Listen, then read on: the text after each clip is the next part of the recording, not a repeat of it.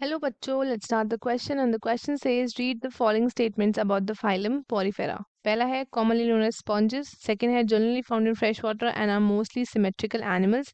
तीसरा है हमारे पास possessing water transport canal system.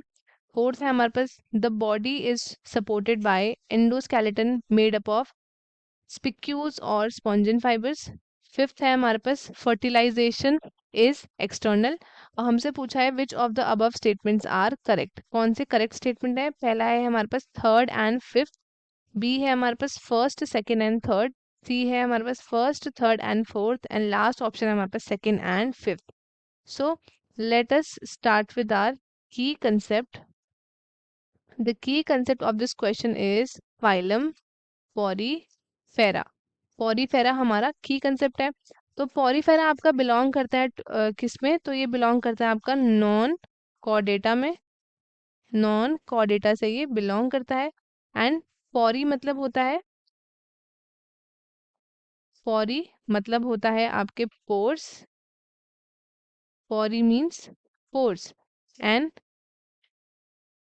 फिनेरिन मतलब क्या होता है. फिनेरिन मतलब होता है बियरिंग. तो ये आपके क्या है, ये आपके पोर बियरिंग एनिमल्स है.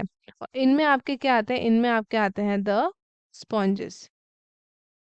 इनमें आते हैं आपके स्पॉन्जेस. सो पहला स्टेटमेंट तो हमारा करेक्ट है क्योंकि ये कॉमनली नोन एज स्पॉन्जेस होता है. तो ये ऑप्शन तो हमारा करेक्ट हो गया. अब इनमें क्या प्रेजेंट होता है, इनमें आपके पोर्स प्रेजेंट होते हैं. तो ये आपके पोर बियरिंग होता है. अब आपके पोर्स भी दो तरीके के होते हैं. जो आपके स्मॉलर वाले होते हैं उनको ऑस्टिया बोलते हैं, और जो लार्जर वाले होते हैं उसको ऑस्क्यूला बोलते हैं. इनकी जो बॉडी ऑर्गेनाइजेशन है वो कैसी होती है, वो होती है आपकी सेलुलर ऑर्गेनाइजेशन.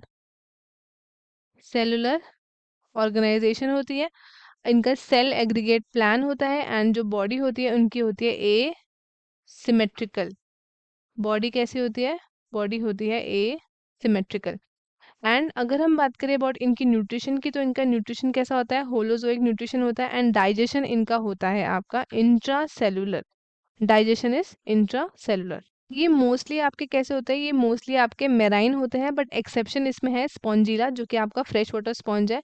यहाँ लिखा है generally found in fresh water. तो ये स्टेटमेंट भी हमारा क्या हो जाता है, गलत हो जाता है, क्योंकि ये आपके मोस्टली मेराइन होते हैं. एक्सेप्शन है इसमें स्पॉन्जिला.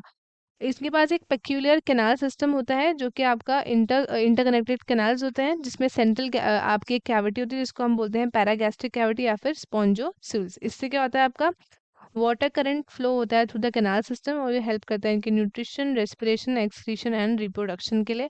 सो ये सिस्टम, ये जो ऑप्शन थर्ड है हमारा, ये हमारा करेक्ट है in the case of sponges.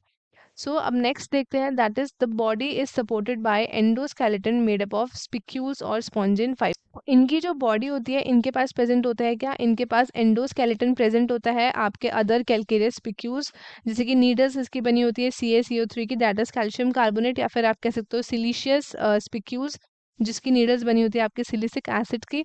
और ये आप कह सकते हो स्पॉन्जिन फाइबर्स. तो ये स्टेटमेंट हमारा करेक्ट है. This statement is right regarding the Porifera. अब लास्ट है हमारे पास अबाउट द फर्टिलाइजेशन. तो याद रखना, आपके स्पॉन्जेस आपके बाइसेक्सुअल या फिर हर्माफ्रोडाइट या फिर मोनोशियस होते हैं, और फर्टिलाइजेशन इनमें होता है इंटरनल, ना कि एक्सटर्नल. तो इसमें आपका ये वाला स्टेटमेंट भी हो गया गलत. सो करेक्ट स्टेटमेंट कौन कौन से हैं, तो फर्स्ट हमारा करेक्ट है, थर्ड हमारा करेक्ट है, एंड फोर्थ भी हमारा करेक्ट है. First, third and fourth.